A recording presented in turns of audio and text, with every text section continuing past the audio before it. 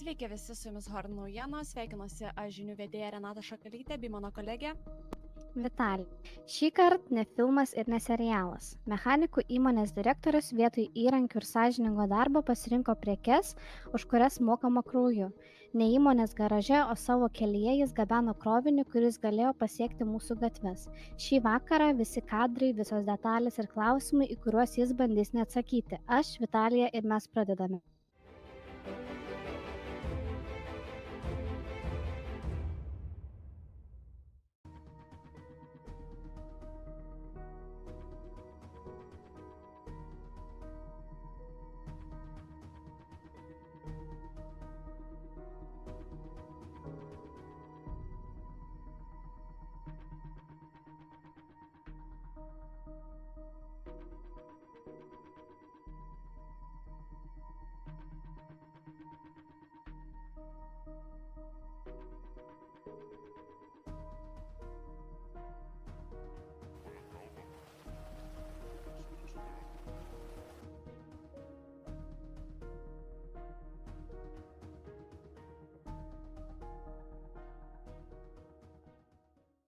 Čia veikia šitie. Paimsiu iš tavęs kulkas. Penkiais metai bagažinę. Žinai, kada aš vis tiek išeisiu, ne? Sveiki, ar galima keletą klausimėlių? Be komentarų. Truputėlį galima jūs pakalbinti? Tai sveiki, Vienas klausimas. Sveiki, būsiu žiniasklaidos vedėja Renata Šakalytė. Klausimas, ar galite patvirtinti ar paneigti, kad jūsų vadovaujama įmonė buvo susijusi su neteisėtu kroviniu? Negaliu sakyti šitą klausimą. Kaip paaiškintumėte narkotinių medžiagų radimo jūsų transporto priemonėje? Taip, galiu atsakyti. Ar žinote apie krovinį turinį prieš jį išvežant?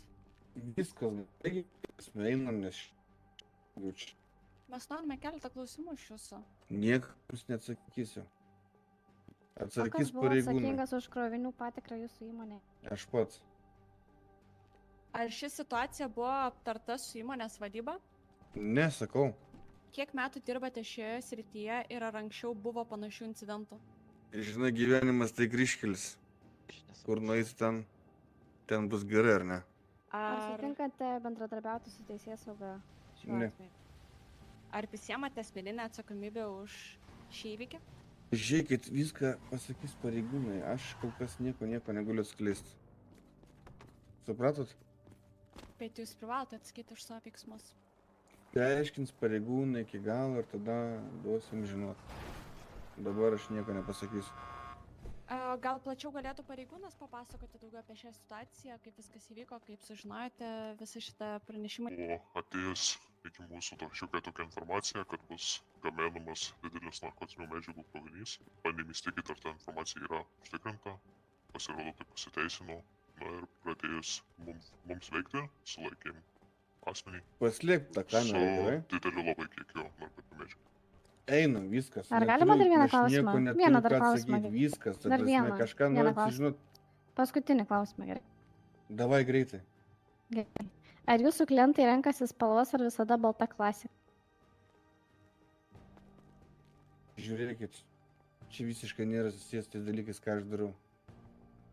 Kokios dar spalvos. Aš vieną kaip ten? suorganizuotų. Kaip ten? Viskas. Koksas sako, koks? Nebeturiu, prasme atsakyti, ką vesk mane greičiau. Ar kameristas, atsiprašau, užfiksuokite įvykį ant nosies, dar matosi pas jį keletą baltų neiškių miltelių. Gerai, Igorė, eisim su manim dabar.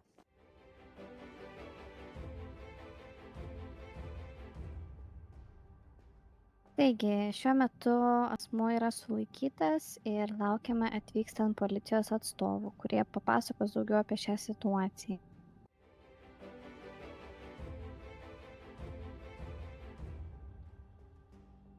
Taip, tai kada ir kur buvo sulaikytas Igoris? Taip, tai Igoris buvo sulaikytas šiandien po 10:33 prie mažojo uosto Los Santose. Asmuo buvo atsitrenkė į pasienio sieną, taip prarado sąmonę trumpam ir buvo sulaikytas. Taip, tai kas buvo tame krovinyje, ką jis vežė ir koks buvo kiekis, jeigu galite atskleisti? Krovinyje buvo narkotinės medžiagos, kokaino milteliai, tai buvo 20 000 tonų miltelių. Kaip pareigūnai nustatė, kad krovinys nelegalus?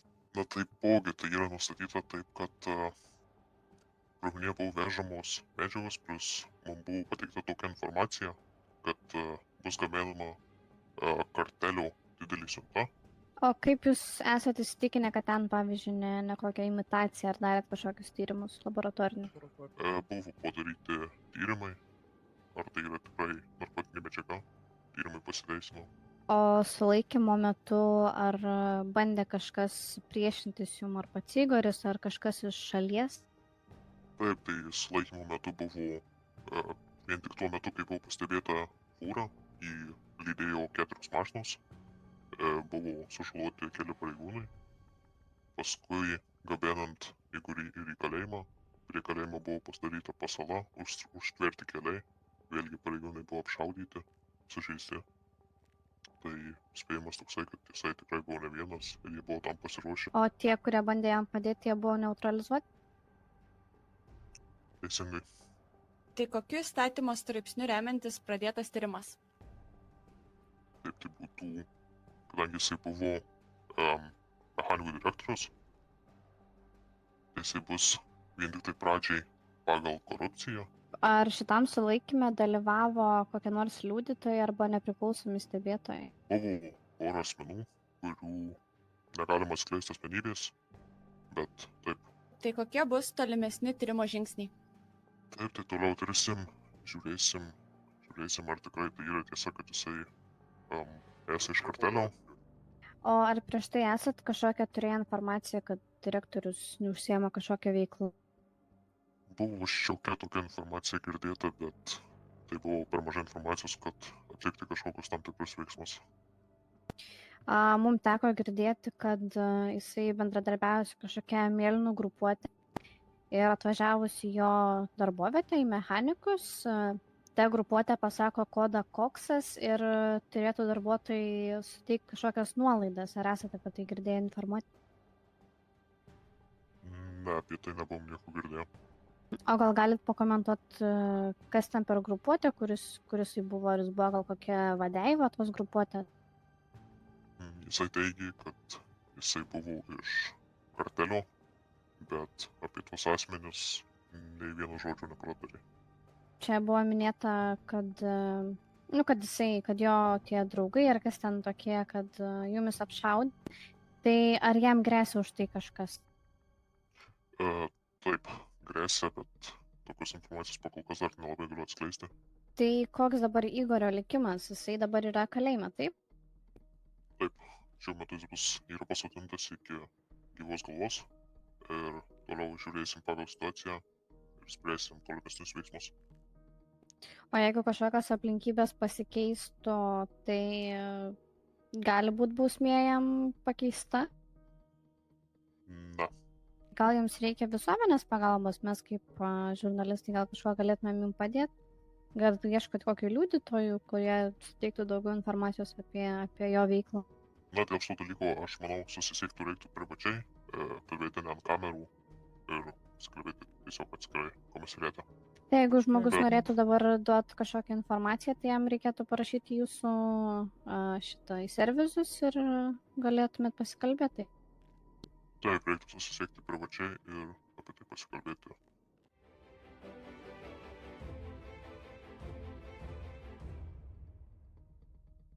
Sūnelis tokį škandinę, pamalkame. Einam, kamerys. Keletą klausimėlių gal galima jums. Taip, kokiu pagrindu. Šiandien nutiko įvykis. Mechanikų direktorius yra sulaikytas už narkotinių medžiagų gabenimą. Tai gal esat kažką girdėję apie jo tokias veiklas? Gal esat susidūrę? Mechanikų Čia tas direktorius Igoris. Igorius. Taip, Igor. Tu, blėt, girdėjau aš tai Igoriu. A, jis man, žinok, toks neaiškus tipelis atrodo. Taip pasakysiu aš gal. Paprašiau. Kodėl? Vaikėlį tu paperdėjai? Pakrapščiau biškį Tarzaną. Bet jo, girdėjau mūsų. Jisai, jo, Ką miltelius girdėjai? stebuklingus iš čia kažkokius iš garažo veža. Teko Jo. girdėti apie tai, Igori. Aš iš viso aplamai esu Jo. girdėjus, kad, klausykite, dabar pasakysiu paprašiau. Kartą Jo. nuvažiavom va su sunėliu tvarkyti savo va tą provesą kažkokį žaliavą šitą furgoniuką. Jo.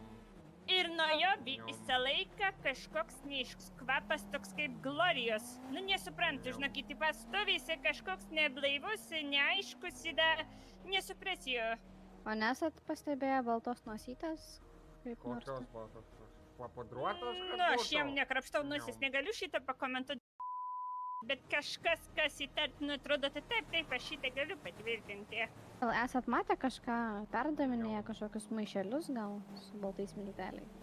Nu, Jo. kol kas ne, Jo. bet jis iki žodžiu buvo, jisai Jo. pasilenkė mantėlį, ampas, kaip ten šlifuoti, jam iškrito kažkoks popieriukas, bet jis buvo tuščias. Gal galvojau, tai kokius auskarus laikė savo, tai kokiai moteriškai, bet aš nenusimanau.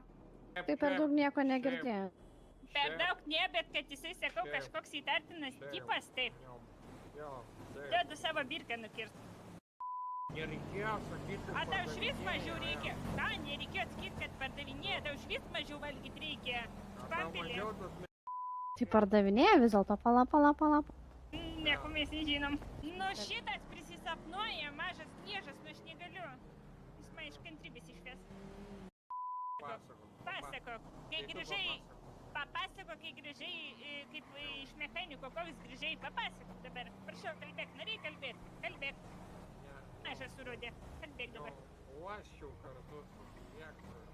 Mechanikų garaž? Na, Nu, sakė, natūralus produktas iš arklio kanopų, niom. na tai jisai mano vaiką šitaip apgavo, o tas vargšas į taip kiaurasi, blėt, patikėjau. O nesakė jums padėti jam išdalinti, ten išmėtyti tos miltelius Net ir mamai dariau, pažiūrėkit, beprotį laksto ir pats uoščiau. Niom.